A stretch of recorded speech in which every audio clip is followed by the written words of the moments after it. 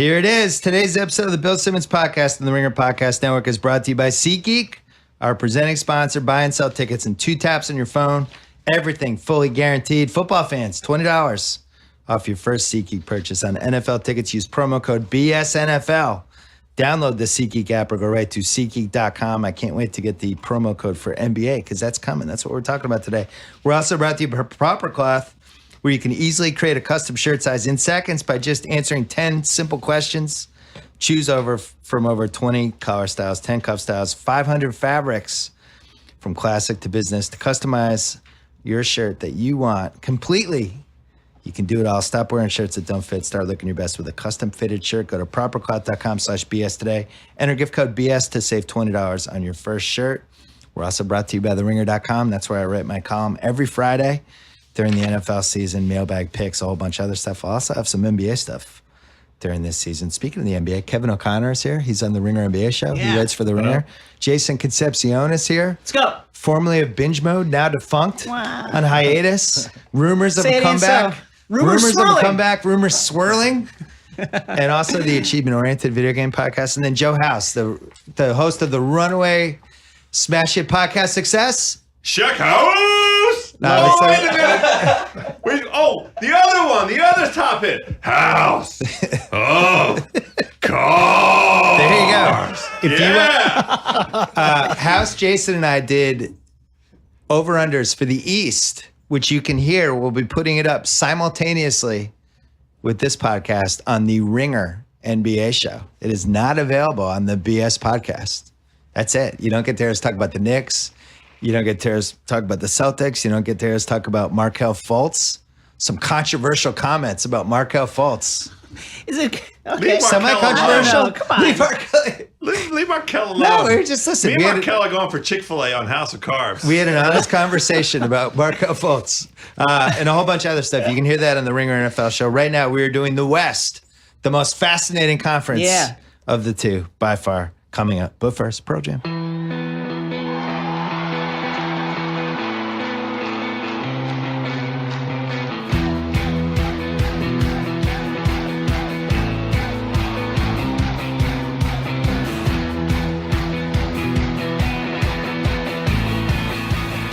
All right. We're going to go from lowest win total for over-unders to highest win total of over-unders. Kevin O'Connor, he's such an innocent kid from Massachusetts. He's never gambled. He doesn't drink. He's like a baby. I feel bad corrupting him, House. No, I'm exaggerating, but I feel bad corrupting him. I know. Yeah. Teach him tattoo gambling. on his neck soon. Yeah. Neck tattoo. We're bringing him right on down to the zipper zone. That's it. Yeah, you missed in the Eastern one, which I don't want to spoil, but I asked House a question about a possible Wizards trade, and he created the zipper zone. It came out. That's all I'll say. Sacramento has the lowest over-under of anyone in the Western Conference, which surprised me because they are not, I don't think, as much of a tanking candidate as a couple other teams we're going to mention.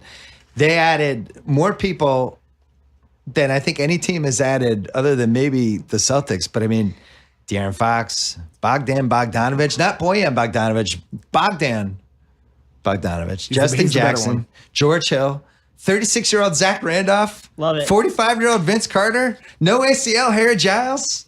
All of these guys are better than the guys they lost. Darren Collison, Langston Galloway, Rudy Gay, Ty Lawson, Ben McLemore, Aaron Aflalo, Anthony Tolliver. They're definitely better. I don't think there's any question. Crunch time. Cauley Stein, Zebo, Bogdanovic, Buddy Hield, either George Hill or Fox. 27.5 seems low. What do you think, KOC? I'm over all the way. They won 32 last year, and I know they had. Yeah, why are they 5 games worse? They had just because of the conference. Yeah, it's only because of the conference. I think their team has a good mixture of youth and veterans, and they're not going to tank. They're not going to tank. Can we all agree they're not going to tank? They're not going to. What do you think, Jason? They're not. I love De'Aaron Fox. I love him. And yeah, I agree with everything he said. This is a nice mix of youth and veteran guys who kind of know how to win. They've got more talent than they had last year. They won 32 games last year. But the conference is better. And the conference is better. Yeah, but I still think they win more than 27 games. And House, we don't think this team tanks. No, I love this team. We talked about this a little bit yesterday. I call this team the old folks home because you have a bunch of these vets that are getting matched up with these young fellas who are come in and they're all ready to be apprentices to gain the wisdom to take. So I want to know, Zebo is going to take who under his wing? Is he going to take Giles under his wing? Is that good or bad? Well, which one? Which one of Zebo's? We're going to match him up, right? We got De'Aaron Fox is going to be under the tutelage of George Hill, right? But I meant, what Zebo wing? Are we talking about like his grit and grind wing? Or are we talking about his occasionally I get involved in some giant marijuana story that they eventually drop the charges wing? What wing is it? It's important for all these guys to have a point of view on what they're going to do after the NBA. Zebo's just getting ready for his next career. I think that might be very helpful for Harry Giles. He might be thinking about his next career soon. Wow. Yeah, there you go. How far the mighty have fallen, Harry Giles. I love Once a the 5-star recruit. You love the over. I love the over. You I'm love the banging over. this over. This Okay. is minus 125. I'm going to put some denomination that fits that. I am. So KOC, the minus 25 means there's been action on the over. The over is popular. All of us like the over. All of this makes me nervous because on the over. Yeah. But all of it makes me nervous because it's the Kings. Tate, you have an opinion on this? I like the Kings. Okay. Tate, everyone likes the Kings. Wow. Okay. Phoenix Suns, 29 wins. They added Josh Jackson. Didn't really lose anybody. They still have a confusing team that I'm not sure what they're going for, but I know what they're going for in one way. This team's going to tank. Oh, yeah.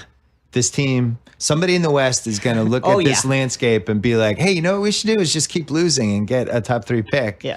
This is the logical candidate. They also have some trade pieces, potentially. I think Eric Bledsoe's a trade piece. Yep. Tyson Chandler's a trade piece. I don't know what to make of the 2 forwards they took last year, Chris and Bender. KOC, which one do you like more, Chris or Bender? Oh, Chris right now. Okay. But at the same time, Bender is somebody we shouldn't give up on. I think just because he got off to a slow start, I think Bender long-term is a guy I'd absolutely take. But right now, you're leaning towards Chris. I think this team's really interesting because you're right. Like, they could be a tanking candidate, but at the same time, like, they were in the conversation for Kyrie. They were trying to add guys. So It was more than a conversation. I think it was. I think at some point everybody got on House Party, all the GMs, and just were looking at each other and trying to decide whether to do this. And Phil Jackson couldn't figure out how to log in, and the trade fell through. And that's what happened. I'm not laughing at that. I don't know what house party is, and I couldn't log into that Because either. you're Phil Jackson's demo. Yeah. So It's just stoners who eat. right. The irony of the Phoenix is if they're in the East, I don't even know if they're one of the worst 5 teams. And maybe they don't decide to tank at that point because they do have talent. yeah, they got a nice young team. What do you buy? Booker and Wiggins are the 2 most polarizing advanced metric guys. There's cases to be made that both of those guys are actually not stars and that they hurt their teams as much as they help them. Do you buy this? No, because these guys are like 21, 22 years old. And you're expecting them to be what they're going to be when they're 28. So Right. like Wiggins, because he was the number 1 pick, because he was overhyped out of high school, everybody expected him to be a superstar right off the bat, when in actuality, he was a guy that needed years of development to add to his game. And it's the same thing with Devin Booker. Like Coach Cal said earlier this year, I forget when this was, but he mentioned how Devin Booker barely ever ran pick and roll at Kentucky. And now it's like his main play type. So obviously he needs time to develop that. Would you trade Bledsoe as soon as possible just to turn the team over now? Yeah, I think, I don't know if Booker's your point guard, but I'd like to see him get even more reps as a playmaker to really develop him in that area. House, what do you think of this team? I like them for the under, but I agree that they're interesting. I found myself enjoying watching them. Yeah, I think they're a fun garbage time, West Coast, League Pass. Exactly. 1 o'clock at night, East Coast time, when you've fallen asleep for 3 hours and you wake up because your stomach hurts because you had 2 meals. Yeah. And then Phoenix is on. You're like, hey, Phoenix is on. Right, exactly. Like, I think the Phoenix LA games could be some of the sneaky best West Coast entertainment we're going to have this year. Agreed. I mean, Booker against Lonzo? Booker is a threat to go for 60 at any given time And give up 70? and give up 70 and have it be like the worst looking 60-point game like you've ever seen. And they have guys that can dunk, so that's exciting. Obviously, you hope Bledsoe is healthy. He plays like a boulder rolling down a hill. Yeah. They're fun to watch. They're not good, but they're fun to watch. Josh Jackson? Does he start? Depends. Does he play 35 minutes a game? I don't know. After they gave the money to TJ Warren, he's probably starting. What do we think of that? That was a lot of money for TJ Warren. That made me do a double take. Daddy like TJ Warren. I like him too. I like him too. That's the But, zipper. That's the zipper He's thing. shown You hear it major happening. flashes, like where but he's- $50 million worth of flashes? I mean, in a league where the cap is going backwards? No, he hasn't shown $50 million dollars worth of flashes, but you're paying for projected future performance. Yeah, potential. And you might have just played yourself by giving him that, but at the same time, maybe that deal looks pretty damn good if he does kind of develop his scoring and his consistency like he did show in the past. Yeah, people gave Steph Curry's deal a hard time because he couldn't keep those ankles healthy. Yeah. And then everybody looked like, God damn, that Steph Curry deal was pretty good. Yep. That is like the all-time best case scenario for this conversation. I'm just saying. Don't compare TJ Warren to Steph Curry. It's a deal. Are we all going under for this? Yes. Yes. Under. Yeah, it has to be, right? But it'll be close.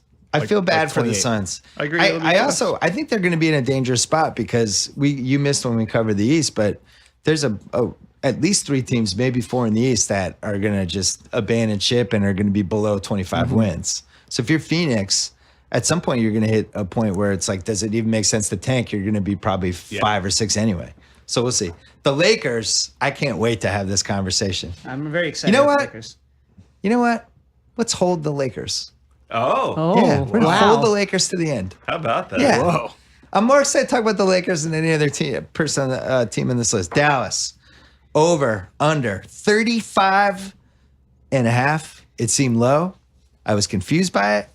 Then I looked at the West. I looked at the West some more. I looked at Dallas's bench. Dallas goes Noel, Dirk, Barnes, Matthews, Dennis Smith Jr., would I assume is their crunch time. The bench falls off. The bench has Seth Curry. It's got Josh McRoberts, Tate's Charlotte MVP from 4 years ago, who hasn't really done anything since. JJ Barea, and then a bunch of ifs, whats, maybes, who knows. And that's what's going to kill them more than anything because Dirk is he 40 this year officially? 39, Something like 40? that. This is Something. like One of this those. is year 20 for him. Yeah. It's one of those teams I like the top 5, but I find it hard to imagine everybody staying healthy, and I could see more going wrong than right. KOC, what do you think? So I have under for them right now. Yeah. But I don't feel great about that because I like their bench a little bit more than you do. Okay. None What do of you them- like on it? I mean, you have Nerlens Noel coming off your bench. I mean, first of all, Wait, are we sure he's not starting? I don't think he's going to be starting. Why wouldn't they start Nerlens Noel? Because I saw 'cause- that on the depth chart that he wasn't starting. I thought it was a mistake. Yeah, I am pretty sure Noel will be coming off the bench. So you have your versatile big man. I think Seth Curry, spark plug, not great, but a spark plug. Dorian Finney-Smith, versatile defender. I like Dwight Powell, another you're really guy who digging can do deep some now. things. So it's like, Come on, they, KOC. they have some good talent, but I'm still taking the we're under because they're recording so this. young. If you're taking the over, you're relying on Dennis Smith to really be spectacular right away. They're better off. Dirk plays 45 games, misses 2 months, comes back for 10 games for the retirement tour at the end. Maybe they're able to trade Barnes or Matthews. They're better off. It's more logical for them to go down than up and then try to be like, oh man, we have a chance to get the 8 seed and get destroyed in round 1. I agree with that. I would just give the car keys to Dennis Smith, let him hit a couple pylons, let him hit a couple highway dividers, let him flip the car a couple times. Just let him do it. Jason, what do you think? I think it's under 2. That said, Rick Carlisle, not a noted lover of young guys. Yeah. Which could be bad for Dennis Smith. Could be bad for Dennis Smith, which is, as KOC mentioned, that's the guy they really need to be the guy who explodes. All these other guys are known quantities. I mean, except for Noel, who's going to be motivated after giving up a ton of money. Ooh. But I'm yeah, trying to think of scenarios where that's worked in the NBA, where the guy thought he was going to make Dion? a crazy amount of money. Waiters. But Dion had no offers. Yeah, that's the Noel thing. went into last Right. summer Yeah, thinking that's he was the going to make difference. $85 million, Yeah. and there was no offer. Didn't we all in some way? Yeah. I mean, I'm last year at this shocked by time it. when the rumors were out, it's like, well, you're going to want to pay Nerlens Noel $20 million. Yeah. And it's like nobody was giving that. the answer is no. Yeah, so I got a soft under on this. The Knicks fans, we talked about this on the Easter Conference pod. At what point does the Frankie Nicotine versus Dennis Smith thing just start haunting them? Like December 15th? I mean, I like Frankie Nicotine. I feel like more than a lot of This people is great do. for you, Jason. I like Frankie. I put him on like the rookie dark horses. I love this. List. I think. Thank you, Great. KOC. Look, just because we haven't seen him this summer doesn't mean that he's not a quality Just be prospect. over. There you go. That's right. That's good. I went under on the Knicks. Yeah. Okay. We're going under on Dallas. All due respect to Rick Carlisle. All Yeah. due respect to Dirk Nowitzki. But look, there's 15 teams in this conference, and 11 of them have a chance to be at least good. So, got to be concerned. This is a team that it's kind of made me sad. Memphis. We're all going under on Dallas, by the way. Yeah. Memphis, 37.5 over under. I can't. They lost all of Grit and Grind. They lost Zebo and Tony Allen. I feel like I can't smash the under button fast enough for Okay. this team. Let's hear the argument. I mean, listen, they lost Grit and Grind, so they have no identity. What is this team going to be next year? Will he ever play again? Conley and Gasol are great. Gasol obviously coming off injury. I just have no idea what this team is. Tyreek Evans is like on his third go round trying to be a point guard Let's in the cross NBA. him off. Like Matt Right Lamar, now, I just don't know what this team is at all. It And seems Wayne Selden might be their starting two guard. Is Yeah, that it's possible? just really I kept looking at strange the to- roster trying to. Tyreek Evans. that's great. Well, that's worse. I read Wayne Selden that was maybe. I'm with you, Jason. I don't see it. I think if anything, you throw in the combination of how tough the conference is, Yeah. the injury factor, and let's be honest, the trade factor. Yeah. This is another logical trade candidate if things are going wrong and they're heading the wrong way, and you have to have an honest conversation like, we can't make this team better. We're hampered by the salary cap. We have an owner who is either has to sell the team or double down and put more money into it and buy out the minority partners. And is one of What the do we weirdest do? owners in the league. Yeah. I don't know what the trade is because Conley makes so much money, it would be hard to trade him, but Mike Conley's fantastic, and if that's a chess piece that's out there, people are going to pay for him. Same thing for Gasol. I think he's got real value. They also have a situation with their pick where the Celtics eventually get their unprotected pick. They got to figure out that part of this too. I don't see any way you can go over for them. As much I'm as I going respect over. Gasol, you're going over. Going over. Give me the case. What if they're better without Zach Randolph and better without Tony Allen? Make the case. Two guys who can't space the floor effectively. What if they're better with having a guy like JaMychal Green space the floor from 3-point range at the 4? Okay. I think there's a possibility that opens the floor more and helps enhance Mike Conley's game. Chandler Parsons, if he stays healthy, and that's a super big if, but if he's able to play even just 40 games, if Parsons back and he's effective in those games, that could be good for them to have more floor spacing. I'm not the biggest Grit and Grind fan. There's a reason why they got bounced in the playoffs every year, and it's because they couldn't space the floor. Wow.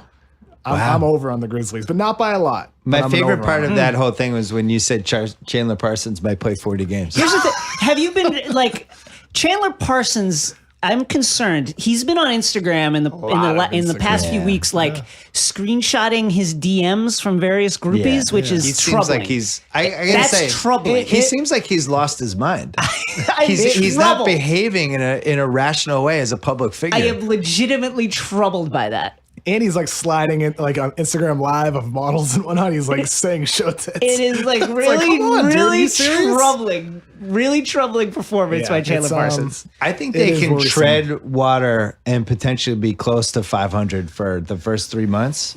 But then at some point, they're going to have a come to Jesus moment and decide what they want to do with Conley and Gasol. I think they had that come to Jesus moment leading into this offseason, and that's why all of these guys that they let go and they're in a mode for rebranding, redefining themselves, and I think they're a perfect candidate to take advantage of this last year of the tank and try and build a young core Right. around some of the players that KOC mentioned. Do we think you can be a championship contender anymore if Gasol and Conley are your top two guys? No. So if I'm starting there, as much as I like both of those guys, and I can't make round 3 if they're my top 2, I'm going the other way. I'm But trading them. what makes us think this team is going to blow it up when they gave over $20 million annually to Chandler Parsons? I mean, when we knew that was a risky deal to take, I think they're That was probably more a team, than risky. That was It was They Just kind of lost their mind-blowing to me. minds. I don't understand why they did Every that. team in the league does something colossally stupid like that. The and red that's their flag but the red flag for that was that Mark Cuban didn't want to pay him. If Mark Cuban doesn't want to pay Mark Chandler Cuban already Parsons, paid him. run. He didn't need round two. Mark Cuban's like, I'm good. Go get your money. Like, if I'm Memphis, I'm running from that. All right, so everybody's going under, but KOC on that. New Orleans is next. New Orleans is 39.5. Oof. New Orleans added Tony Allen. They added Rajon Rondo. Ian Clark. Yeah. Frank Jackson. They lost Tim Frazier. They have, I would say, a top 3 strangest roster to look at, where you have Boogie and Anthony Davis, who probably shouldn't be on the same team. And then 2 point guards, Holiday and Rondo. Rondo can't shoot. Holiday can't stay on the court. And then a bunch of dudes. Rondo's been better shooting in recent years, though. I mean, ever since he was traded by Boston, he's shooting like 38% from 3. I But mean, it's not like he's jacking of course. threes. They're Yeah, wide open. Yeah, of course. But it's better than what he was doing in the I past. love though. KOC still rides for Rondo. I after love all it. these years. He's one of my all-time favorites. For all when these he was years. at the top of his game. The Ringer's Tommy Alter, too, in the office yesterday, says if Rondo doesn't get hurt, we beat the Celtics in 5. Like it's fact. Just adamant about it. He's like, Rondo's still good. We beat the Celtics in 5. Rondo sucks now. Okay. I don't see how this team succeeds. And I don't see a path for keeping Boogie either. And it feels like a Boogie trade waiting to happen. Let's reenact the zipper moment from the Eastern Conference podcast. I asked House, is there an Otto Porter and an unprotected pick down the road and something else, and maybe Gortat's in there or whatever, and you get Boogie back? And House started pulling his pants down. Yeah, I offered up some other things unprotected. Yeah. I was very enthusiastic for that deal. The theory is if the Wizards can just end up with Beal, Wall, and Boogie, who cares? Yeah. You'll figure out the rest later, but if that's your core, Yep. you can compete for the title with those 3 guys. Yeah, absolutely. So Sign me up if I'm the Wizards. is Boogie on this team in March? Yeah, I think so. Yes. I think so. Just because Wow. if you're the Pelicans and you trade Boogie, what are you saying to Anthony Davis? I mean, then you're setting what I yourself would up do? to have to move him. I think you kind of have to stick it out. I would trade both of them. I mean, I would too. I just don't think there's any path to contending with Davis before his contract's up, and you've already messed it up. And I am never an advocate of trade one of the best 8 guys in the league. I Right. think it's usually a mistake. In this case, we've seen too many times now these guys fleeing for greener pastures as soon as they can, and there's no path to compete with him. So really, they should be doing this now. They won't. Their ownership's a disaster, but it's too bad. I actually think. Do you think they would do the Boogie trade over again if they could do that over again? No, I think they'd still do it. I just think do you because think, I House? mean, like, I agree. It was a worthwhile experiment Yeah. for them to find out, because what if it worked? Yeah. and it could. Yeah. Would you rather have Buddy Hield and De'Aaron Fox or DeMarcus Cousins for 4 times the money? I mean, they would have been the 10th pick, so it wouldn't have been Fox. Good point. So So I it would have think been, who was 10th? it would That have- was the Zach yeah, Collins trade So down. it's like whoever they would have taken in that slot. Maybe it would have been Monk or maybe. But it would Boogie might have made Mitchell them or better. something Maybe like they that. fall to like the 12th pick. Yeah, that's so maybe true. that's like Buddy Yeah. and Luke Kennard. Yeah. Yeah, I think they don't still know. make it. You guys are right. You going over under? 39.5. I'm an under on them. I don't think it's going to work, but I really am rooting for it to work. I want to see 2 dominant bigs. I'm Jason? gonna go slight. I'm gonna go slight under. I think Okay. they improved from last year, but I see them at like 37 wins. House? It is an execrable. I mispronounced Execrable. it. Execrable. Sure. Execrable. Backcourt. And as a result, I am taking the under. The Drew Holiday situation's tough because if you don't pay him, Right. you're basically They waving have to both pay him. middle fingers Yeah. at those guys. Yep. And yet, Drew Holiday, we've argued about him in the past on the pod. I don't think he's one of the best 15-point guards. I don't think he can stay in the court. I think the league really undervalues their ability. And we saw Right. the same thing with Gallinari, where it's like, great, Yeah. Gallinari, I like Gallinari. He can't stay on the court. He misses 25 games a year. And you're paying him $20 million. And it's like, yeah, when he's out there, it seems like a good idea. And then when he's in street clothes, it seems like a terrible idea. And I think Drew Holiday's like that. Well, I think for the Pelicans, it's like a situation where, if you're in if you're in the desert and you need a drink of water, you'll pay whatever you have to pay for it. Who was going to play point guard for them? They had to pay him. Well, he's right there. His name's Rajon But Rondo. that's like what I'm saying. Like they had to pay him. They had to pay him. Well, we're all going under. Yeah. Let's take a quick break. Talk about Gillette. Did you know the tip of a Gillette razor blade measured on an atomic scale, meaning their blade edges are thinner than a single brain cell? That precision, the work of many brain cells. Hundreds of members of Gillette's research and development team have spent over 4,700 years combined working to make your shave closer and more comfortable. 4,700 years combined. It's a lot. There's some sort of Knicks playoff joke in there. I don't know what it is. While over 1,000 craftsmen and women in Boston are busy making your blades, another team is putting your blades through more than 60 extremely strict and precise quality checks. Fail one of those tests, it doesn't leave the factory. They are doing everything they can to make your blades better every single day. Now that includes the price tag. You can get Gillette blades at their lowest prices in years. See for yourself at GilletteOnDemand.com. House. Gillette is the best a man can get. Nice. Pricing applies to select products and is at sole discretion of the retailer. All right. Well, the good teams have arrived. I'm calling Utah a good team. 41 wins is the over-under. There's been some action on the over. The over is up to minus 130. They lost Gordon Hayward. They lost George Hill, who I'm not even sure how much that hurt them since he tailed off as the year went along. They lost Fat Boris, who just was really bad for them last year, and I think they were disappointed in him. And then Trey Lyles, who never made it. They added Ricky Rubio, who I've always liked. I like him on that team. I like him with some of the guys on that team, because I think it's a smart basketball team, guys who know where to go and what to do. Donovan Mitchell, who KOC loved heading into the draft. Love him. And looks like he's going to be a guy who plays right away. They added Jerebko from the Celtics, who is somebody who can't play for 10 games, and then all of a sudden he's in there and he's making threes and TNT on Thursday nights. Seth Falosha, good defender. Tony Bradley. 41 seems low to me. This is the first one where I was just surprised. I think I would say they have a better chance of grabbing the 8 spot than Portland does. I'm going over. I'm also going over like 43. They play at altitude. They're still going to be a very good defensive team. Rubio's a great defender. They're going to grind people down. And they're going to win more than 41 games. There's a defensive lineup they can play with Rubio, Mitchell, Favors if he can stay in the court, Gobert, Cephalosha. Like that, this team will be able to get stops if they need to. Yeah. I actually kind of like the team. I think there's some Ewing theory potential with Gordon Hayward. I agree. I got to be honest. Like, what the hell they win with Gordon Hayward? Nothing.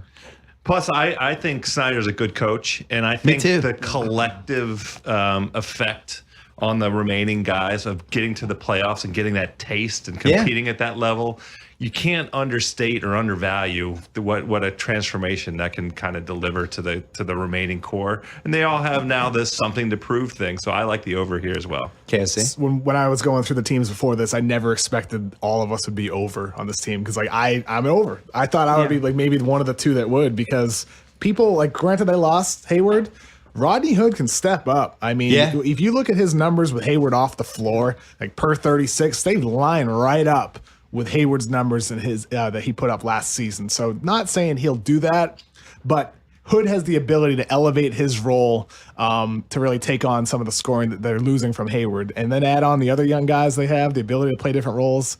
They're easy. I also think I think Rubio is just a flat out upgrade from George Hill. I like Rubio. He's definitely better George defensively. Hill was awesome the first 30 games. Like he was making a case for the All-Star game. Yeah, but then what happened? That's he had a George Hill always toe. seems to get hurt. I don't think they were very unhappy to see him leave either. Was the feedback I was hearing. But one of the things they learned last year, especially in the playoffs, is that Joe Ingles is a starter and is a good basketball player and should probably play more. And now he'll get to play more. So I look at the Hayward thing, and I think Hayward's an excellent basketball player. I really do. They can replace his maybe 80% of his numbers. You know what I mean? Mm-hmm. It's not like a Paul George thing where, and I actually think Indiana will be able to recover from the Paul George thing a little bit too. But Paul George is just like, wow, we have to replace 23 shots. How are we going to do this? Who are we giving these to? With Utah, Hayward wasn't taking 25 shots a game anyway. And, Hood to me is, you mentioned him earlier. I like him. I also think he just disappears. You know, he is injury He's one of those prone. guys who's Yeah. either in the game or it's like, where is he? Did he play? Did he show up in the arena? He's just not there. I think that's a function though of that team. Like last season, they were so loaded. They were like 11 deep. It felt like Yeah. to me. So I understood why Hood. You know, They got ISO Joe's back for another year too. I think that's fine. I liked how Gobert handled the Hayward thing.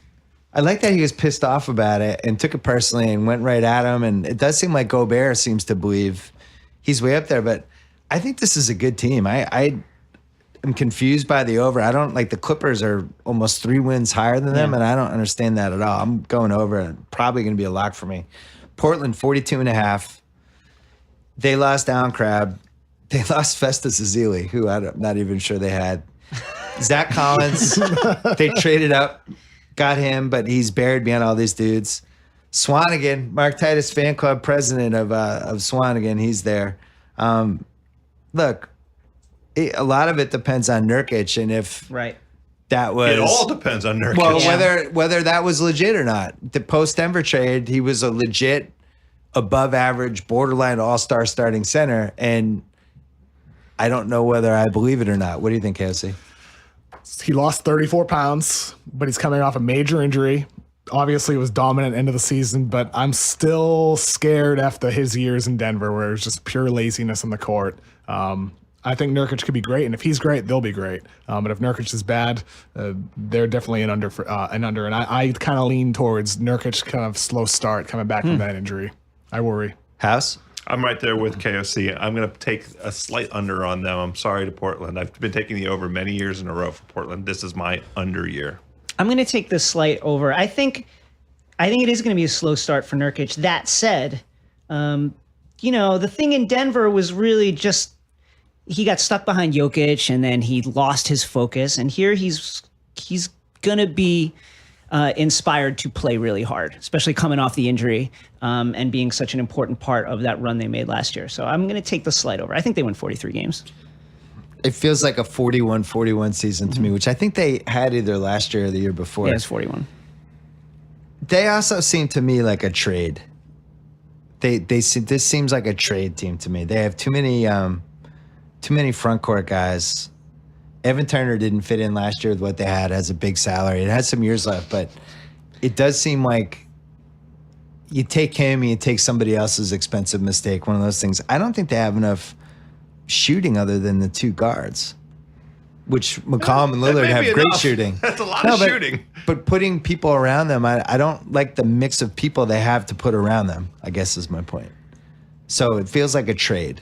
Yeah, someone like Anthony Morrow is going to have to play a lot to space Who the hasn't floor. been good in 5 Yeah, years? exactly. I just don't see it. And if they don't have spacing from their front court, it could hurt their back court's ability to get to the rim.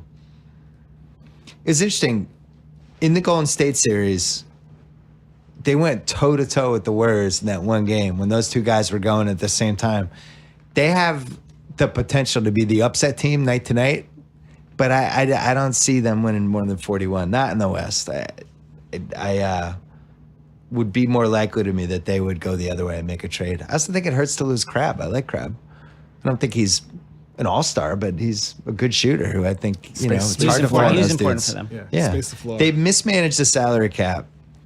It's funny. Some of these teams have made terrible trades and then good trades after the fact, right? Like Neil O'Shea, like the Turner contract was awful. Right. But then the Nurkic trade was great, And I actually liked trading up. I thought he took the wrong guy. I would have taken Monk. But I thought anytime you can trade 15 and 20 for 10, you would have loved that trade more if they took Mitchell or Monk. Yeah, definitely. But at the same time, like if you're drafting by need, they already have 2 dominant guards. Yeah. But it doesn't hurt to have a third one though either. Yeah. Let's talk about Blinkist really quickly. The world's most successful people all have one thing in common.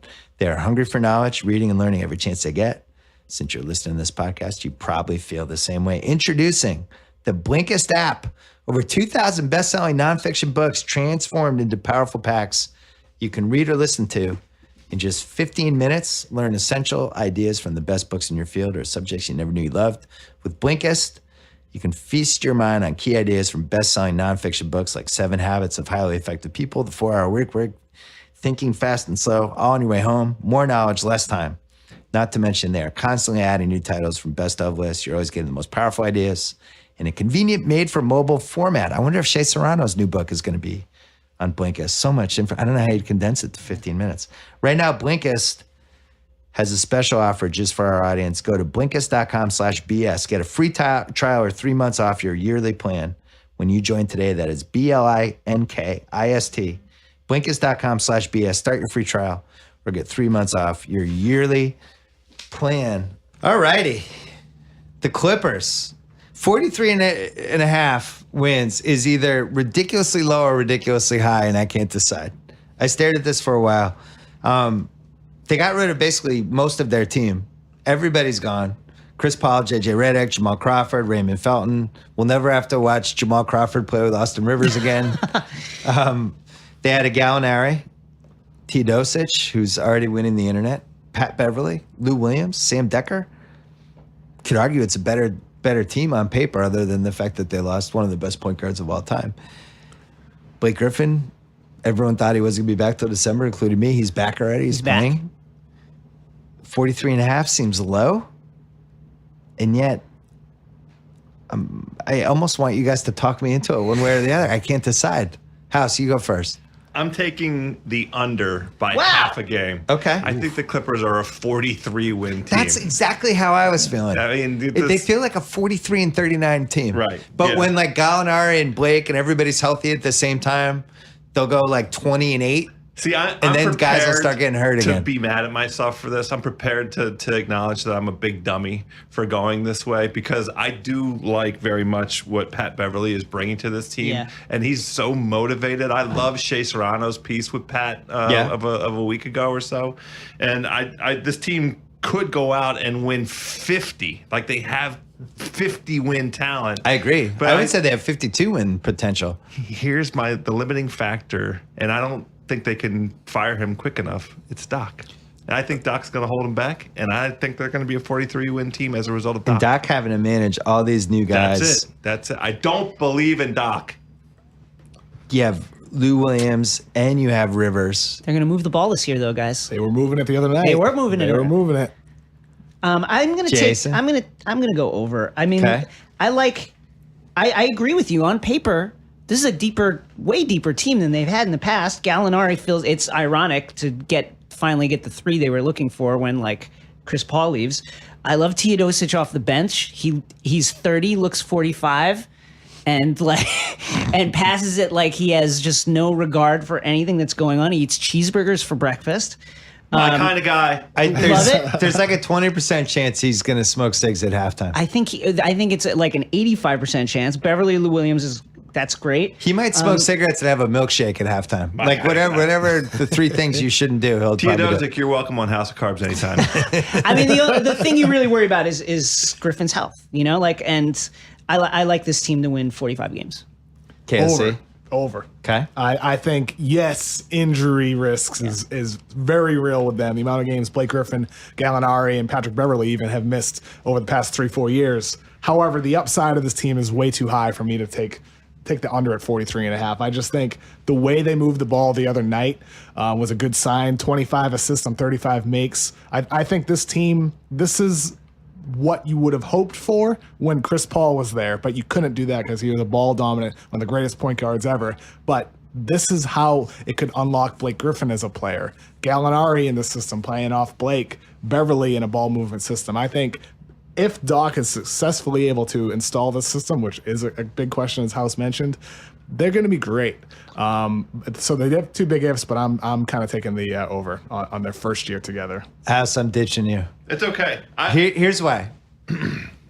I think, as KOC said, the potential of them being 44 or higher is just greater than the potential of them being 43 and under. Yeah, I my own self said they could easily be a 50-win team. Yeah, and they took the under. So like, I get it. I'm right let's say there with you. Gallinari misses 20 games, Blake misses 25, Beverly misses 12. Yeah. It's still probably like a 41 and 41 team. You know, Maybe they'll even still be better. 500. Yeah. There's also the other reason I want to go over, just for my own sanity. Chris Paul is like the ultimate Ewing theory candidate that's probably ever existed in the NBA in the last 12 years. Like I mentioned Hayward earlier, but Hayward's not really. Like, Chris Paul is considered to be a superstar. Yeah. He's the point guard. Yep. He is somebody that gets mentioned anytime we talk about the best point guards of all time. Right.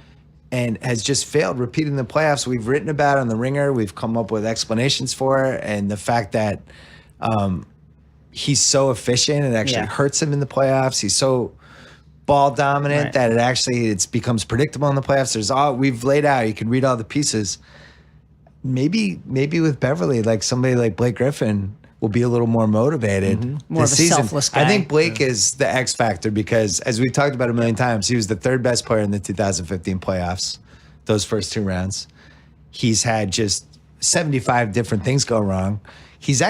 I like when the offense runs through him. I always thought him and Chris together never really totally made sense.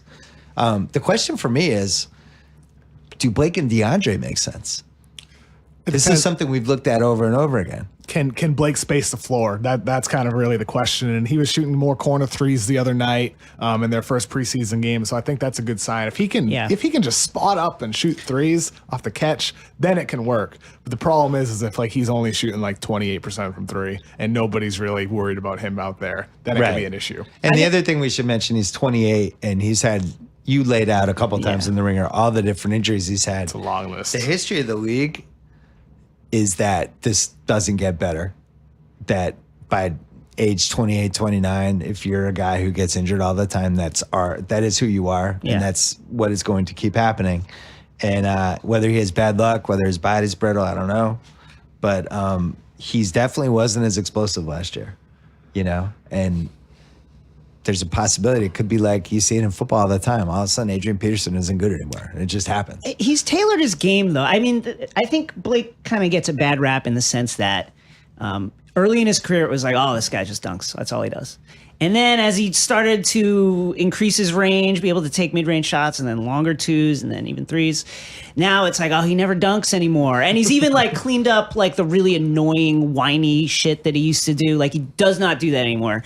And he doesn't really get credit for it. And I think him and DeAndre, I think that partnership, personalities aside, works really well because DeAndre does all the shit that Blake doesn't want to do. Blake doesn't want to protect the rim. Blake doesn't want to rebound. Right, sure. That's DeAndre, and DeAndre's good at that. That team definitely was poisoned last year. Yeah. It had some of the worst chemistry we've seen. They never recovered from Game 6 against They Houston. never did. They Ever. never That's recovered. like a ghost that lives in that arena. That's right. I think one of Jason's points that he brought up about DeAndre does all the stuff Blake doesn't want to do. It's good because you can play that way with DeAndre Jordan, or you can take him off the floor and put Blake at the 5 and play more versatile switching screens. So like they have the ability to play different styles, and that's another thing that I think could bode well for them this year. Could you see a scenario where they start out like 9-10, Ballmer fires Doc, and then they finish 48-34? That's how I lose this bet. That's So you need them to keep Doc for the year too. That's right. I actually think they do the opposite. I think they come out really strong as they did last year, and people are like, "Whoa, Clippers!" Whoa, and then hey. fade Can down they the beat the stretch, Warriors? and then fade down the stretch. The one thing on DeAndre, who's feeding him all those, dive to the hole dunks? Tio, Milos. yeah. Tio. Wow, we're putting a lot on Tio now. Boy, oh 30-year-old Tio has never been in the Tio. league. Cheeseburger Tio is my guy, as you know, but that's a lot. I gotta say, I'm a fan of Pat Beverly. I'm excited to see him run a team. We haven't seen it the last 4 years. I don't think he'll be bad at it. I think he could be okay. Yeah, he'll be good. I mean, I think he had some really special moments when James Harden was out of games. He stepped up and elevated his play, especially passing the ball. I think the Beverly other will thing? be good. I mean, I'm the guy who voted Austin Rivers for second team all defense last year and meant it. I think he's a good defensive player. And I like him and Beverly together with DeAndre behind him. I don't know whether Doc will coach defense or whether they'll be instructed to do the right things, but I like that team. I'm going to go over. All right, Denver Nuggets. Man, who was last year's team that everybody was blowing themselves about? Minnesota. And that didn't go well. Right. And now this year it's Denver. Denver's over is 45.5. They added Paul Millsap. They lost Danilo Gallinari. They added a couple other people, Trey Lyles, Tyler Ladden. Crunch time. Jokic, Millsap, Wilson Chandler, Gary Harris, and who's your point guard, KOC? Jameer Nelson or Emmanuel Mudiay? I mean, that's part of the equation here. This is making his Mudiay's looked okay in the preseason. I mean, Let me just get this out here. Destination for Mike Conley. Oh. What are you thinking? Oh. I don't think they have enough. They may not have enough, but that's Well, they do have some pieces to trade. Like Fareed, he's been making $12 million a year since like 1990. But I think that he's either an expiring this year or next year, but he's a trade piece. Jamal Murray, they wouldn't even discuss with Kyrie, right? Do we believe that? I actually don't believe that. I think they would have traded for Kyrie in a second. I think Kyrie told them he didn't want to go there. But I think Hernan Gomez has trade potential. Don't underestimate Malik Beasley. I know that's kind of a deep cut, but I like Malik Beasley a lot. But we like the opinion. We're not looking down on you. You pull these random dudes out of your butt every year. I think Denver. I mean, I called them a sleeper yesterday on Twitter, and apparently 45.5. That's not much of a sleeper. Yeah, they're not really a sleeper. Yeah. They're not much of a sleeper this year. Yeah, I'm definitely an over on Denver. I think Jokic is for real. I mean, one of the best passing bigs we have in this game. It's just uncanny. Yeah, Millsap, good passer too, can stretch the floor. They got a versatile team that can do different things. Gary Harris is going to step up. He's gonna elevate this year. They have a lot of good players, and maybe this is the year Emmanuel Mudiay kind of takes a step forward as well. What do we think of this team defensively? That would be my fear. Not great. Yeah. I mean, That's why I'm going under, guys. Ooh. Yeah. Wow. Yeah. Somebody's got to lose in the West. It's all these teams can't go 49-33 and then Golden State wins 70. I just don't see it defensively. Minnesota last year, I loved. I was all in. Oh, Tibbs is going to teach them. And Minnesota had real holes defensively that ruined their season. They just couldn't get stops. I don't see how this Denver team's going to get stops.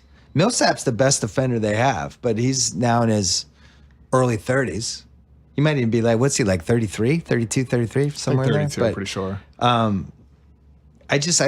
Gary Harris undersized. All of the point guards they have, none of those guys are going to be able to guard anyone. Jokic is not a defensive stalwart. I just don't see it. I don't think they're going to get 46 wins of defensive stops. I like them offensively. They seem like more of a fantasy team than a real team. Harris can defend. Moutier can defend. Harris is 6'2", though. Yeah. Like, what happens when they play OKC and, I guess he would stand next to Andre Roberson. I think Jokic is really the issue defensively. Like, he can't anchor your team, and he can't really switch on the perimeter. Fareed sucks defensively too. Yeah, I mean, how much is Fareed going to play though? I mean, I hope Hernan Gomez plays ahead of him. He should.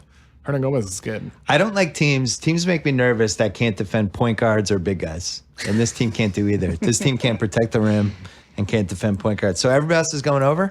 Mm-hmm. I like it. I like being a rogue under. Wait, did I pick? I'm going to go. I would actually go slight under. I think they win 45 games. This is a 50-50 because I'm over. I'm with KOC on this team. Okay, great. I just think they're going to be so efficient offensively. I just love that Millsap addition.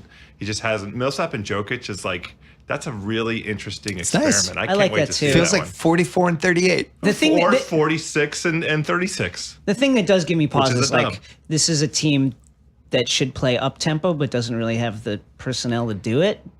And defensively, as you said, that all Denver when they've had their best success historically played up tempo. Move the ball. Altitude. Yeah. Run guys till they can't breathe. They need a guard. There's a and they guard can't- out there. yeah. They can't do it. Or it might be Jamal Murray. I mean, he's not a distributor, but he is somebody that, if you ran the offense through Jokic, could be your point guard. Jamal Murray, up or down? Could be Moutier. Casey's kind of high. I gotta see more. I'm not He's the looked biggest okay. fan. He's looked okay in preseason, but I mean, he looked so bad at times I know. last season. Tate's making the I just smelled a fart face. Tate. What? I was gonna say Will Barton. A lot of people, you guys haven't mentioned Will Barton. yeah? Yeah, we should have. Yeah, you're right. There. You're right. He's good.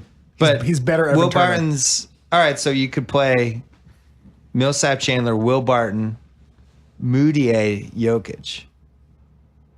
There's a lot of question like marks we're there. throwing a lot of names out here, which shows their depth. I we agree haven't with even that. mentioned Yeah. Trey Hernan Lyles. Gomez. We haven't even mentioned like Darrell Arthur. What about Hernan Gomez? We like Hernan Gomez. Yeah, I I love agree. Hernan Gomez. I He's agree great. with that, but A lot of I depth. like in terms of a talent standpoint. But you're still asking a lot. You're asking guys who are kind of question marks to step up a level. 46 isn't a big ask. That's all. It makes me nervous that they have too much talent, because all that means to me is that 4 guys are going to be unhappy every game. Because I'd rather just have a good 8 or 9 and then 2 guys who are happy to play 10 minutes. Yeah, Will Barton is good. Maybe. No. I'm sticking with the under. I'm saying I wonder if there's a way for them to package Chandler and Fareed and other stuff and try to get one more big chess piece. But I'm still staying under. I don't think they're going to be good enough defensively. Minnesota. Here it is. 48.5. That's huge. This team couldn't guard anyone last year. Yeah. 17 game improvement. That's a historic level improvement. Oh, I should mention Denver is plus 550 to win the Northwest. Denver plus 250 to win the Northwest. Minnesota's. Oh, I'm sorry. Minnesota plus 250 to win the Northwest. OKC minus 150 to win the Northwest. Minnesota's over under 48.5. They added Jimmy Butler. They added Jeff Teague. They added Jamal Crawford, who was washed 2 years ago. They added Taj Gibson. They added Justin Patton. They lost Zach LaVine, who was hurt anyway. Ricky Rubio. Hill and Caspi. They're definitely, from a talent standpoint, better. 49-33 seems high. It's NFW. No fucking way. What are you talking about? 17 wins Get out of is here. too much. I gave crazy. Tibbs, we all got on our knees for Tibbs last season. The magical Tibbs. He's going to teach these kids how to play defense. He didn't. They're kids. They need to learn and play games and get the system and everything. And so what they did made all the sense in the world because they got guys that Tibbs is comfortable with to come in and teach these kids this system. And so all this talent that Minnesota has is finally going to be pointed in a direction that fits Tibbs' vision. But get the fuck out of here. They're not going to win 49 games this season. I would say if they went 47 and huge, right? 35, Yeah, huge that's a success. huge victory in a Huge good success. conference. They could be most improved team in the league with just that amount of wins. Right. They could hit the under and still be the most improved. For real. It's too soon to win 49 for the Yeah. over. Too I soon. have real concerns with Wiggins too, that he's a good stats bad team guy. The defensive stuff on him last year was alarming. That's like, actually every day there was a clip of him like just letting somebody go by him. It's a fascinating question with him because he's one of those guys where, especially early on, like he came in with a reputation of this guy's going to be a next level defender, Yeah. modern Lockdown. defender, lockdown. He was the opposite. And the interesting thing about it was hard to pick out with the eye test, and then you look at the advanced numbers, and it was like, oh my god, this guy's a calamity. And then it became more obvious. So it'll be interesting to see what he turns his career into. Well, it also Butler will either push him into a good direction or a bad one. The bad direction would be he can't figure out how to be the third option. He doesn't channel that into defense and athleticism and all the stuff that they would need from him. Like on paper, ideally, he's the perfect third guy, Sure. right? Just like run the floor, shoot some threes, and lock people Never down. pass. That's all we need. Yeah, right. But Yeah, that's one thing he definitely should do. Never pass. I also Teague is a strange guy Yeah. to play with. If by He's kind of strange an you acqu- mean mediocre? Well, he's kind of He an is the acquired face of the taste, average right? point guard. Yeah, he's He has the ball a lot. Yeah, he's a pretty average He's the starting point face of guard. He the is average point warm. guard. he is- He is. He's the replacement player. No. I don't see him like playing off the ball as Jimmy Butler decides what to do, and then Jeff Teague's just kind of Yeah. sadly standing over there, and Wiggins. There I are a think- lot of chemistry issues to hammer Yeah, out. Yep. and then you look at their bench. Like the Jamal Crawford thing. Are people watching basketball? This guy's has not been a rotation guy for 2 years, and he gets hot. He'll make a 4-point play at the end of a quarter, and people are like, "Oh, Jamal Crawford, there he goes." It's like can't guard anybody. Not a good shooter anymore. He still, Doesn't make anyone better. Yeah. he still got some 6 man of the year votes this past year. These people are It's ridiculous. dumb. Yeah. It's like the that's people that awful. voted Kobe for all defense in like 2012. If you came to me and said, in 2018-19, do the Timberwolves win 48-49 games? I'd say maybe. Sure. Yeah. This season, no. Right now, there's a Wolves fan listening to this. Like, you guys have not mentioned Karl Anthony Towns yet. Well, it's very fair. And Towns. He was unbelievable the last 2 months of the Yep. season. Yeah. And the thing with Towns is like, if you look at his numbers from the last couple months of his rookie season, they were the same as his numbers from the first 40 games of his second season. And then you look at his numbers from the last 40 games of this second year, he's like 28 points per game, like He was 13 rebounds, Yeah, he's 2 awesome. blocks. And if he replicates that heading into this year, maybe they could take a But push to that 48 even and a half. then, now you still have issues of who gets the ball when. You're like right. Jimmy Butler gets the ball when. Wiggins does what? How does Wiggins slot into this? how do you get these guys the ball? And I think those are big questions. They could have ball movement issues this Yeah, year, I they're think. gonna- And I say A this lot of as ball somebody who stoppers. likes Jimmy Butler and who's done 2 podcasts with him, and I thought he was a good guy. We haven't seen him in a good chemistry situation yet. I'm not saying it's his fault. I want to see it. Let's see if he can be the leader of a young team, because he couldn't do it last year. Towns is awesome. Unbelievable. He's awesome. And if you put this team in the East, I would say They could win 50 48 and a half games. is conceivable. Yeah, Is, I he might the, go is he over. the best young player in the league? So you're saying if I could have anyone 24 and under Right. to start my team right now, Yeah. I think I would probably pick Towns. Me too. Over Giannis, over certainly. Oh no, I forgot. Yeah, Giannis. Giannis How about first. over Anthony Davis? Well, Davis is 25 now, right? Oh, he Right, just turned yeah. 25? Yeah. Okay. I'd go Giannis first, Towns second. And I would go Jason Tatum third.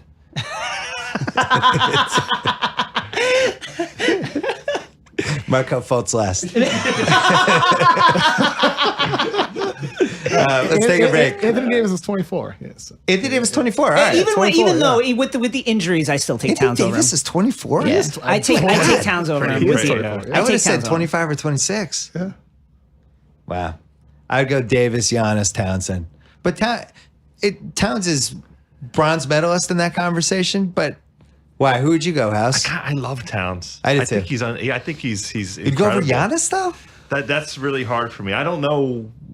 Yeah, I thought Giannis. I'm worried about Giannis's ability. This is why we took the under on Milwaukee. I don't know if he's so new to basketball. Like, what does he know about He took winning a team to the basketball playoffs games? last know. year. Though did Towns He's do? 22. pretty- Towns was putting up garbage time numbers last year. No, they had they put a nice complementary team around Giannis, and his talent is immeasurable. I think he's a superior two-way player.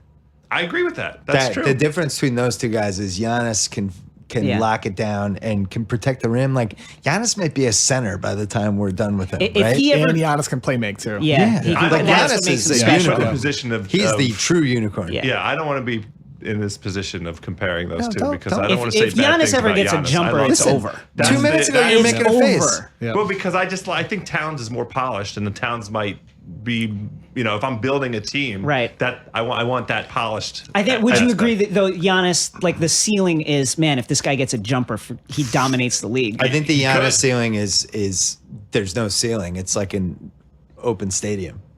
If I don't know what his ceiling. Well, you can't put a ceiling on him. Yeah. He's What like, did he yeah. get taken? 14th, 15th? 15th, I Yeah. believe. If you Yeah. redid that draft, does he? my What does he God. get taken? Like negative fifth? it was absurd. I did that draft and I've told this story before, but watching those highlights of him and just, I don't understand. Like none of those GMs should feel bad. No, they shouldn't. Because He's playing like in Those the gym in highlights, the middle of nowhere. we were laughing. We were like, are those rims 10 feet? Like he had no idea. And he seemed like this crazy arm freak. But then he grew 2 inches after he got in the league. And the way he's handled Yeah. where he came from to being in America and all the stuff that comes with being an NBA star, it's been, I would say the odds were like 1 in 100. It's a great story. He's had no issues at all. And all he does is work at his game and get better. He's the total package on and off the court. Yeah. Yeah. Well, we went under for the Bucks. But not because And under on Minnesota. Let's do Oklahoma City, then we'll take a break. Oklahoma City, the over on this list is 50.5. We had it at like 52. We bought it at 52. I know. This list Yeah. is wrong. This Well- list has it at 50.5, and you have to pay 200 to get that So price. let's which say, is yeah, stupid. so it's wrong. So let's make it 52 for the purposes of this podcast. 52 over, under, and I'm still going over. Me too, without hesitation. It's just, there's no way this team's not 8 wins better than they were last year. That's only 6 wins better, 7 wins better. Were they 47? They won 6 wins 46, better, yeah. yeah. 7 wins 40, better. yeah. 47. 47 they Jason, won what do you last think? I will also take the over. Do you want? Well, hold your Yeah. Carmelo thought, Wes. Sure. We'll go around first. House is going over. KOC seems nervous. I had over at 50.5 on the list, but I'm going to go under here because I was only a slight over. I think 51, maybe right on the button at 52. Okay. I think they could get off to a slow start and maybe they pick it up towards the end, but I think there could be chemistry issues with Melo and Westbrook early on with moving the ball. That could be problematic. Two of the biggest What? dogs of the league. You think What? they have trouble moving the ball? I'm wearing my Captain Obvious hat right now. That seems so far-fetched. So slow start, but they're going to be really good towards the end of the season. I think I'm going to go the opposite way, even though I'm taking the over. I think they're going to start well because I think Carmelo is going to be on his best behavior, especially early. He understands the narrative around him. Like he's going to be like, I'm hoodie Melo, I'm Olympic Melo, I'm out here trying to help these The guys. narrative of Knicks ruiner, That's Carmelo right. Anthony. And that then narrative? as we get down towards crunch Yes. time in the Round season, one, round two. Okay. Yeah. now all of a sudden as the water dries up in the well, now you start seeing guys be like, where's my shots? Where's my shot? Like, why am I not getting this ball? So I think it's reversed. It's a very strange personality mix. It really is. Because let's be honest, Paul George isn't exactly like the all-time greatest teammate we've ever seen in our lives either. Like he threw CJ Miles under the bus in the playoffs He last drove year. the bus over him. He was making faces. I watched a lot of Pacers games the last 2 years. He's making faces. Like he was playing hard, but it just seems like if things aren't going perfect for him, Yeah. you can kind of see it. He's one of those guys. You kind of read his face. Right. He's also Carmelo's definitely an up and down energy guy. PG is also the guy who's like, if it's not going well, he's just, well, I'm out. I'm out. Yeah, I'll just stand there and shoot threes. Yeah. You tell me when I get the ball, Right. Russell. And then Russell, who maybe he developed some bad habits last year, shooting 100 times a game The worst with the highest usage rate of all time. Everybody's like, no, he'll shut it off. He proved his point. He won the MVP. By the way, I'm going over. Like I'm laying out the case for the under. Like can Russell Westbrook, after what he experienced last year, where basically Russell Westbrook was in it. Let's say he's like a married guy who, like, for 1 year just gets to have sex with whoever he wants. For 1 year, it's like, Russell Westbrook, we're gonna let you do whatever the hell you want to do. Right. Oh, you want to buy that car? Buy it. You want to have sex with that girl? Right. Do that. You want to have that steak? Go have it. You want to buy another house? Go ahead. You do whatever you want. We want you to win the MVP. Right. Do it. Go ahead. And now this year, it's like, hey, Russell, you got to get Carmelo more involved. You how do you shut that off? I think a underrated story in the NBA from last year is Steven Adams had one of the great opportunities in history when Russ was approaching the triple-double average. He should have gone to Presti and Russ and say, that's it. I'm going to start grabbing these rebounds unless you give me $4 million in a brown paper bag. In a brown paper bag today. I want $4 million in cash today, or I start grabbing these rebounds. And that's it. I really feel like that was a missed opportunity for this guy. I mean, he's a man. I think he needs like $10 an hour. He's happy. He's not a selfish Yeah, he dick. doesn't care I about like- money. They already I like gave him Steven like Adams. $100 million No, contract. I want more. I want more. You want this triple-double record? You want me to give up my stats for this triple-double record? I want some cash. I really like 4 of their 5, like, together. If they can figure out the whole, hey, Carmelo, you're hoodie Olympic Melo. Hey, Paul George, you are the number 2 guy. Hey, Russ, you got to get those dudes involved. There's Steven Adams. All he's going to do is rebound and set picks for you and occasionally do screen and rolls, and that's it. Super important player for them. But Roberson, I just don't like him as the 5th guy. What if it's Pat though? He's hurt. I know, Yeah. but He'll be back eventually. though. Yeah. Yeah, I don't know. When you watch the Wizards play Patrick Patterson, I like Patrick Patterson. just as he's a meaningful. You want him as a crunch time? He's a and professional. You want him in Golden State in Game 7 with 5 minutes to go? That's your 5th? You want Well, more than Roberson. Yeah, right. Roberson's 4-on-5 on the Right. offensive end. And also, it's They in his can't head. do It's that it's again. in his That's my head. point. You're this right. point. They can't do that again. So my question is, they gave Roberson $10 million a year, but they can trade him in December.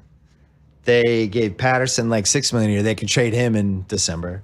They have a bunch of other contracts they can kind of patch together. Will they be able to get the 5th guy? Now, I'm not even talking for the over-under. I'm just talking about for title possibilities. They cannot win a title with Roberson as their 5th guy. He was he was like Private Pile in the playoffs. We shot 15% from free throws. The Rockets were just leaving him 10 feet open. He was like he almost seemed like he was on the bench. It was uncomfortable. Like he seemed like a bench player had wandered on the court because there's nobody within 8 feet of him. And I just don't see how you run him back. But look, like they don't need to have him out there at the end of games though. I mean, they can pull him off the court and play small if Patterson's healthy. Right. I mean, you could even put Patterson in the center. If he can be okay, now you have him and Paul George, and there's like we'll guard everybody. Yeah. You guys just do your thing. We got it. And Adams is good too. I think their ceiling makes them. I have to go over. I could see them going like 55 and 27, something like that. And also the other thing with Russ, and we saw this last year. Russ is going balls out every night. Yes. This is the one team where you don't have to worry about like, that team took 10 games off. Nope. He can't take games off. Well, and that's the cure to Paul George. He's going to drag Paul George along. Right. This is either the best or the worst thing that ever could happen to Paul George. That's right. Yep. I would say 60% best, 40% he's going to be miserable. 60% he loves it. But Russell has pushed him to another level. He's playing balls to the wall, and Carmelo's over there. And Wouldn't it be amazing though after signing the biggest contract in like league history if Russell Westbrook came in like looking like Antoine Walker, just like he gained 65 pounds, but he's just like he loves wearing fancy clothes too much. He didn't get that PRP injection in his knee. right. Yeah, before the season. So we're all going over except for KOC. Yep. Okay. San Antonio 54.5. Huh. 12 to win the title. OKC was 12 to win the title as well. Minnesota was 28 to win the title. Forgot to mention that. San Antonio minus 110 to win the Southwest. So are the Houston Rockets. Both of them minus 110 to win that division. Man, Yeah. San Antonio lost my brother Jonathan Simmons and Dwayne Dedman. They gained a half a season of Rudy Gay whenever he comes back from his Achilles. I don't know when he comes back. Probably December, January? Mid-season, I think. Yeah. Hey, what could go wrong with an aging NBA player who blew out his Achilles? Derek White and Lavernier from OKC last year. That team is not better. Gasol is a year older. The Aldridge, everybody thought they were going to trade him. They tried, couldn't trade him. Parker's a year older. Basically, everybody in this team, on an aging team other than Kawhi, is a year older. And that 54.5, I hate to say it, seems too high. I'm going under.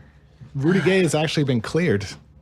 Yeah. Been cleared, yeah. And Parker's hurt. He's got that quad injury. Yeah, too, so it's- that's another thing to take in. So Patty Mills starts. So Parker not back in time for the He's season. got a ruptured quad. Rudy Gay is supposedly back. He was on the Wes Cleared, Matthews yeah. accelerated treatment cycle. He's Okay. he's Yeah. scrimmaging last month. He's back, but if there was an Olympics, he wouldn't be able to play in it. Pop said Tony Parker a month away at least. I can't in good conscience touch this team unless I know that Kawhi is arriving in superhuman condition. And they told us last week that Kawhi is on an indefinite out status and that the beginning of the season's in jeopardy, or are they already sacrificing games at the beginning of the season? I don't think we're at that point yet. I think it's just preseason. I don't like any aspect of that. It is absolutely the dumbest thing in the world to take a San Antonio Spurs under. I know. And We yet make fun of each other every year when we talk about doing it, and now we're about doing we're it. doing it. I'm doing it. Listen, this is the year where the Patriots are going to give up 500 points and go 10-6. Like, if there's ever a year. Also, I wonder, Popovich getting older, all the stuff going on in the world. He's won 5 rings. You think he's checked out a little bit? Nah, I don't think Just he's weary? checked out. I think he's like my mom. He's at the bottle of wine every night kind of stage of his life. LaMarcus just kind of Aldridge will do reflecting on that to life. Yeah. Just kind of like, I've done it all. I'm gonna take the soft over. I'll go 55. I don't feel. The flaccid over. Yeah, I don't feel. I'm not confident about it. The last time the Spurs. You want us to fluff you a little bit more? Yeah, or no? sure. Why not? All right. Let's get somebody out here. The Spurs won 50 games in 2009-10.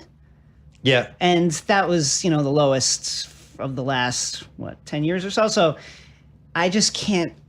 bet against them all the time, and then it always comes back to haunt me. I think they figure out a way to stay up there and around 55 wins. KOC? Very, very slide over Yeah. too. Okay. I think this is one of those years where they're in the mid 50s or so, Yeah. like they were in 2014-15, they won 55. 2011-12, they won 50. It's one of those years where you're a little bit worried about their aging roster, but I think they'll get the slide over because they always get at least 50, and I think they have enough talent to bump it over. Do any of us think they can win 60 games? Not with this roster. No. Only if Kawhi elevates his game Right. again, And but and that's a question. And Tony Parker turns the clock back for a significant amount of the season. And LaMarcus Aldridge figures that out. Right, yeah. I can't yeah. overstate how much I disliked watching LaMarcus Aldridge in the playoffs last year, and I can't unsee it. Imagine being Shea Serrano. Right, poor Shea. So I think it's more likely they go down than up from that number.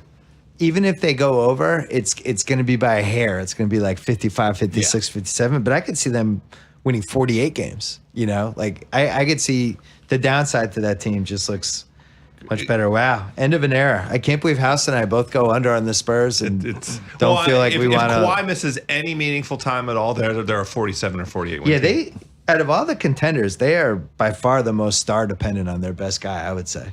Don't you think? Which is ironic. Yeah. Because Yeah, it they're the is. team Really in the is. past that wasn't at all. Yeah. Right. This is like if now you Kawhi are. goes out, I don't understand how they would survive for 3 It really weeks. is like a Kobe-ish, a pre-Pow Lakers post-Shaq, a Kobe-ish situation with them. chilling Yeah. remark.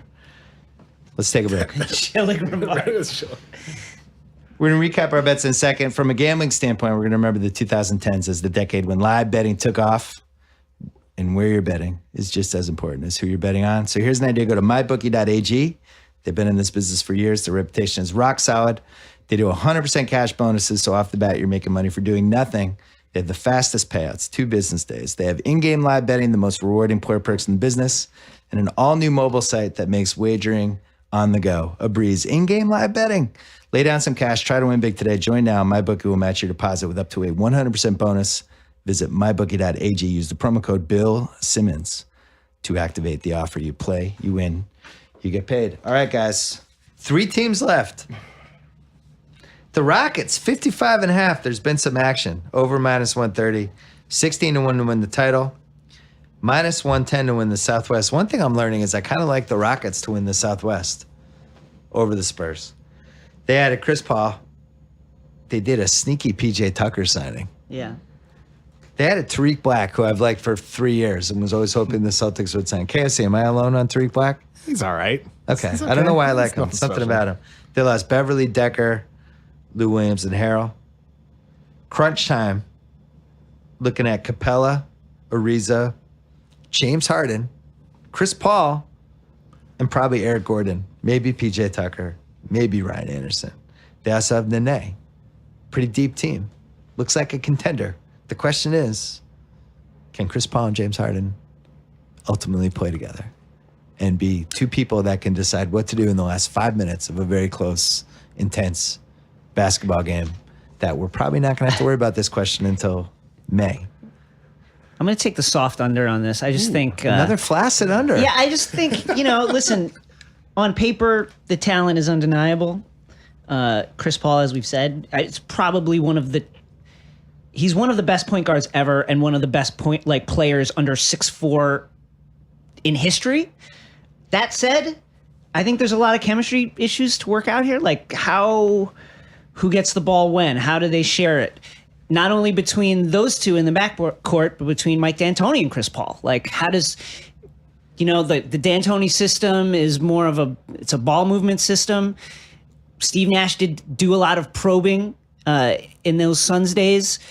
I'm not sure that's Probing. Good use of probing. A little probing. Yeah. Are you aware of that, House? When he goes underneath the rim, right? Circles Yeah, back. and I'm not sure that's not necessarily Chris Paul's style. I'm not sure that works with the personnel they have. I just think there's some questions. I think they win 55 games. I don't think they take a huge step back, but I think that there's going to be things to work out. House? I like them for over the 55.5. I think they're like a 57, 58, 59 win team. And the reason I don't think that this coexistence issue is going to be that big a deal because Chris Paul has shown us over the course of his career that he has the capacity to defer And over what he kind of fell into in the latter part of his time with the Clippers, and maybe this is why they could never get over the hump. He would kind of defer 3/4 of a game and then be assertive in the fourth quarter. That's the mode that I feel like he kind of fell into. So I think he and Harden have had long heart-to-hearts, a lot of hand-holding, walks down on the beach here, Manhattan Beach here in L.A. I don't think that's where the heart-to-hearts were. Well, I'm just creating an image. That's all. I think it was in a room that had the word champagne in it. But. Yeah, I understand. I wanted to keep it out of the zipper zone for a moment. There were heart-to-hearts with James Harden then asking, "Can I borrow $200?" James Harden didn't have to borrow anymore. Yeah, that's true. All right, so you're going over. I am. KOC. Way over. I think they'll win 60. Woo! I think they're going to be terrific. I think Mike D'Antoni kind of put it best the other day during media day. You're going to have 48 minutes of Hall of Fame point guard play. Simple as that. I mean, you can have Harden or Paul on the floor at all times. And then when you have both of them on the floor, Harden can kind of be that guy who plays a little bit more off ball. You look at the way he played in Oklahoma City next to Westbrook and Durant, more slashing, playing off other guys, hitting spot out threes, cutting, and maybe he puts a little bit more effort into the defensive end of the floor. Here's an interesting question, though.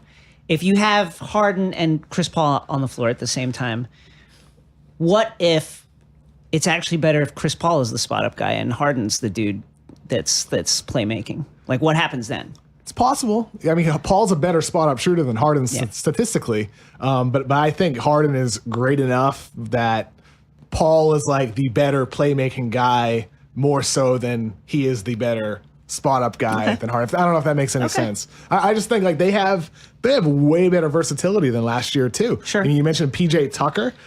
Trevor Ariza's a solid defender. They had Luke Mamabute, solid defender. Clint Capella gonna have a career year with Chris Paul throwing lobs to him and Harden as well. They have a lot of talent in that team. My two red flags: defense. Chris Paul and James Harden is your backcourt in crunch time. And I'm going against Steph Curry and Klay Thompson. Now, I'm not even talking about the over-under. I'm just talking about just the ceiling of this team. I don't think Chris Paul is an elite defender anymore. I know he was. I don't think he can do it for 48 minutes a game anymore. And I definitely don't think he can do it 7 times in a playoff series because he couldn't do it. He couldn't play hard for 6 games in the Utah series. He's old. Yeah, I mean, this is year 13 for him. The history of point guards is like you hit this point and you start slipping at least defensively. So James Harden doesn't play defense. Eric Gordon's not a good defensive player. Ryan Anderson's a 0. That's one fear I have. And then the other is what you guys talked about, which is the Harden Paul. How is that going to be weird? I think they're going to, like what you talked about the buying in early and maybe it becomes a problem later. Right. They are pretty loaded. Yeah. I mean, their bench is going to win games. Eric Gordon's really good. There's going to be 2 60-win teams in the league, right? There always is. The other thing is, like, it's just like D'Antoni said, you can have 48 minutes of Hall of Fame point guard play. Managing Chris Paul's minutes is going to be super important. Like, you saw the way the Clippers started last season when they were like an elite defensive team, and Chris Paul was like, you're like, holy shit, that's right. It's point guard Chris Paul who can like lock dudes down and then fade like over the course of the season. Mike D'Antoni's a guy who likes to play 8 players. Yeah. Like for large minutes. Does he alter his rotation some? Does he make it deeper? It's an open question. They'll have to do that. I mean, James Harden was exhausted at the end of that He's literally season. never done it, though. That's the thing about D'Antoni. Now he has 2 guys who can, though. I mean, we'll maybe that's the issue. Where he's leaned on one guy, but now he has 2. I thought this was actually the single hardest over-under for me. Yeah. Because I had them right around the somewhere between like 55 and 58. I think it's more likely they become the second 60-win team than they go 52 and 30, But I don't love the Chris Paul James Harden combo. I'm gonna have to talk myself into it. I like your 48 minutes of great point guard. That makes sense to me. It's something about I don't know. I went to a lot of Chris Paul games. That dude likes to have the ball. James Harden likes to have the ball all the time. Everybody kind of stands there, and they had a thing going last year with that team. It was like, this is James Harden's team. You guys stand over there. He's going to find you open shots. now is Chris Paul just going to be like, all right, I'll stand over here? Yeah. Maybe he will. Maybe he'll embrace it because he's got to do something and he hits second stage. I'm going to go slight over. I wouldn't bet on it. Golden State 67.5 over. For the title they are minus 160. For the West they are minus 275. Which is nuts. Yeah, 3-1 odds. That's sort of like vintage Miami Heat numbers. They added Nick Young, Jordan Bell, Caspi. Come here, dumb Willie. And they lost Ian Clark and James McAdoo. I don't see any way, unless somebody gets hurt. Whoa. Okay, dumb Willie. Unless somebody gets hurt, I don't see how they don't win 70 games. If the over was 70, I would still consider taking the over. 67.5, I'm just grabbing it. Thank you. What do you think, Jason? Yeah, I think they go over too. I think the only real red flag you have is like, okay, you've talked about this tons of times. Like when a team is really good and has a good culture, you can always add that one crazy guy. So you add JaVale. Now they have Nick Young and JaVale. Right. Will they hang out together? Will they hang out together? What does that do? I think their culture is still too strong to have it. I thought you were going to say Durant was the crazy guy. I got worried for a to second. bring the team down. I mean, he did. The Twitter thing was That was troubling. It was a truly little troubling and very weird. But I take the over too. It's an over. I mean, Yeah. you know, you have to. You're not rooting for an injury, so that's basically what the under is. The under is I'm rooting for somebody to get hurt. Yeah. The thing to remember with this was when they never really figured out what they were. The Durant thing, it took them a couple months to really integrate it. And by the time the playoffs rolled around, that team knew exactly what they were. When they figured out the Curry-Durant thing, and then in the finals, Kerr moves it over down closer to the sideline when they're doing the pick and roll. And I think they're going to be better. I really do. Like, I think that second year of Durant they have a whole other level to go to. What do you think? Even then in the playoffs, they still don't have a perfect game in the finals. No, they had a perfect offensive game. Right. Yeah, but not perfect overall. I think they'll be better. I mean, Yeah. they're an easy over. They're probably one of my 3 locks. Easy. They're going to be better. Yeah, I think somebody, either Curry or Durant, would have to get injured for me to worry about that luck. All right, last but not least, America was waiting for it. The Lakers, formerly of Minneapolis, I now don't of Los think America Angeles. was waiting for it. Maybe L.A. Lonzo Ball, Caldwell Pope, Brooke Lopez, Fokero Kuzma, Andrew Bogut. Always a threat to get into some sort of Twitter scandal. Yeah. Him and All LA, those it's been guys are great. added. They lost D'Angelo Russell, Mozgov, Nick Young, and Black. Crunch time. Brooke Lopez, Brandon Ingram, Julius Randle, Caldwell Pope, Lonzo. Hey, maybe Kuzma's out there. Who knows? Larry Nance Jr. might be out there one day. I like this team. I hate my own guts that I like a Lakers team and can't wait to watch this team. I think 33.5 is too low. I think they're going to be a good home team.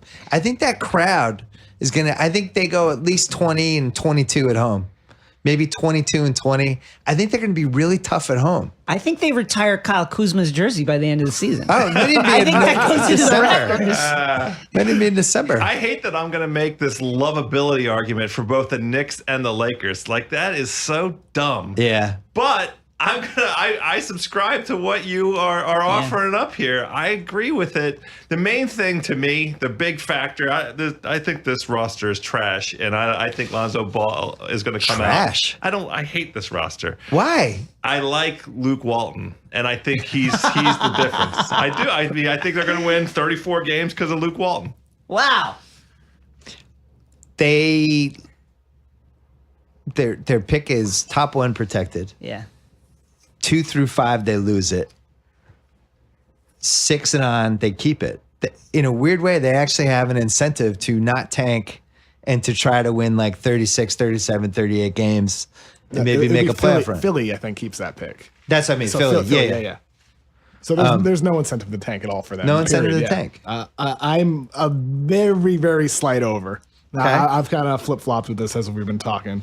I just think, flip-flop? yeah, I had a slight under for them, but I'm gonna go slight over just because I think the upside of the younger guys like Kuzma is playing extremely well. Like we're seeing it now in preseason after he did it during summer league. I think Lonzo Ball, he's probably not going to be spectacular right away as people think, but he can still pass it on. He makes guys better. Worst on the case floor. scenario, he's an awesome guy to come off the bench for 20 minutes in your second unit. Yeah. I think Luke Walton is a top 4 perfect coach he could have had. I agree. And at least he'll unleash him and He's tell him awesome. just run, go. Yep. I'm going to take Defensively, not great. defensively. They're going to be disaster. Yeah. I also take the flaccid over. Ingram has been more aggressive in the preseason. Randall is good. Lonzo. The funny thing about Lonzo is his passing is truly infectious, and I love the fact that he gets credit for the Lakers moving the ball when he's on the bench now. Like, you see the ball moving around. That's the effect of Lonzo. He's unselfishness saw on this Coach team. Nick's tweet? Yeah, it's like, come on, he's not even playing. That was but great. like, it's like that kind of play really is infectious. And like Kuzma, man, Kuzma, I love this guy. They added 2 guys to this team that nobody's mentioning because it's all Lonzo, Kuzma, Lonzo. But Brook Lopez is still a good basketball player who won games for Brooklyn by himself last Top year. 50 And basketball he player. can shoot threes now. Yeah. He can shoot threes. And He does Caldwell quite well. Pope. Top 50. I don't love Brook Caldwell Lopez. Pope, but he's He's- a very good overpaid rotation guy. Yeah, he's for what he is. He is, you know what he is. Nice, Yeah. nice little favor to Yeah. Rich Paul and company. You're right. Yeah, totally. Well, we predicted it on the podcast. We Yeah. said this is how it's going to go because they're trying to get LeBron next year. But I just think nobody's seen Brook Lopez play for 3 years because he's been in purgatory. And people are going to be like, wow, Brook Lopez, Yeah. you throw him the ball and he puts it in. And he posts up people. And Brook Lopez is a problem. I'm going over. Yep. All right. Same. Let's recap. Sacramento 27.5, everybody's over. Phoenix 29, everybody's under.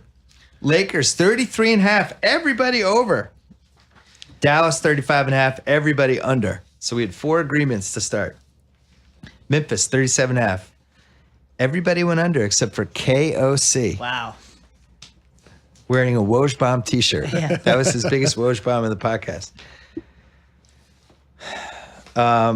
New Orleans 39.5. Emphatic unders from all of us. Utah 41, emphatic overs from all of us. Portland 42.5. Everyone went under except for Jason. LA Clippers 43.5. Joe House, the only one who went under. Denver, most polarizing one, 45.5. I went under, Jason went under, KFC and House went over. Minnesota, under for everybody. Oklahoma City, 52 wins, under for KOC, over for everybody else. San Antonio, 54.5, under for Bill and House, over for Jason and Kevin. Houston, 55.5, under Jason, over everybody else. Everyone went over for Golden State. What are your locks? Jason, go first. New Orleans under. Minnesota under and Golden State over. Those are my locks. Minnesota under, Golden State over. Yeah. House? Sacramento over is a lot because I just am going to That's have so so much foolish. fun rooting for Sacramento. I'm I so love sad it. that you did De'Aaron that. Fox, Rookie of the Year. Oh my I'm God. thrilled by it. I That's can't definitely not wait to happening. watch. Oh, the retirement home team with the apprentices and the old people. Yeah. I like it quite a bit. I'm taking as a lock the under for the Memphis Grizzlies because I believe that they need to break the whole thing down. There is a trade or 2 coming for Memphis, and I am taking as my third over the Golden State Warriors, the best team in the 2 NBA. Warrior locks. KOC? First over is Houston, over 55.5. He loves I think that. I think they win 60. Okay. Second one, Utah, over 41. I think they're going to be very, very good. Maybe a 43, 44 win team. Yeah. And my third, I'm going to avoid Golden State, even though that's kind of a lock too. Clippers, over 43.5. I'm taking the upside pick with the KOC, Clippers. you're going so well. I like that. I have over for Utah, 41.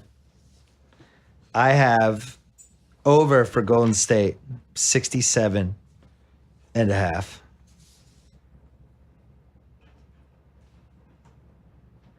He's quiet. He's I know, pondering. He can't find a see third. the wheels turning. Yeah. It's like Danny Ainge wondering if he should flip the pick. I don't really have a third. Oh, I'll go under on Minnesota. Yeah. Yeah. You weren't very excited about it. Because there was really 2 that I liked.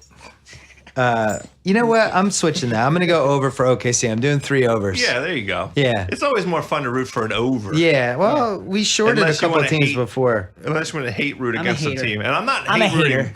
I'm not hate rooting against Memphis. I just think that they need to break the whole thing down. So I got Utah, OKC, and Golden State for the overs. If you wanted to hear me and House and Jason do the East, Yeah. go to the Ringer NBA show. Thanks to Gillette. A Gillette razor blade edge, thinner than a single brain cell. It's a product of many brain cells that work from the thousands of men and women at Gillette. They're always working harder to make your shave better. Now you can get Gillette blades for less at GilletteOnDemand.com. Gillette, the best a man can get. KOC, you shaving yet? I shaved yesterday. Nice. I haven't shaved today. Beautiful. Thanks to Proper Cloth. Stop wearing shirts that don't fit. Yesterday was the first time. Got rid of a couple peach Did you fuzz. use a Gillette? Of course. Thanks to Proper Cloth. Stop wearing shirts that don't fit. Start wearing custom shirts that fit perfectly because you created them by answering 10 easy questions. Bring Proper Cloth into your life. Proper Cloth guarantees a perfect fit. Propercloth.com BS. Enter gift code BS. Save $20 on your first shirt. Thanks to SeatGeek, $20 off your first SeatGeek purchase on NFL tickets. Use promo code BSNFL. Don't forget about GM Street with Tate Frazier. Don't forget about Achievement Oriented with Jason Concepcion. Shack House and House of Carbs with Joe House. And the Ringer NBA show. Every Tuesday, you and Verno. Maybe a couple more times this year. Yeah, definitely. On the Ringer NBA show. And don't forget to listen to our Eastern stuff as well. Thank you, everybody. This was fun. I'm kind of wiped out. It's great. Good I'm times. hungry. I love really the fun NBA. one. Yeah. Where's T.O. Dzik? I want to go have a cheeseburger. It's too And the late. smoke. He already had his We got at to like feed 9. house. Thanks for listening, everybody.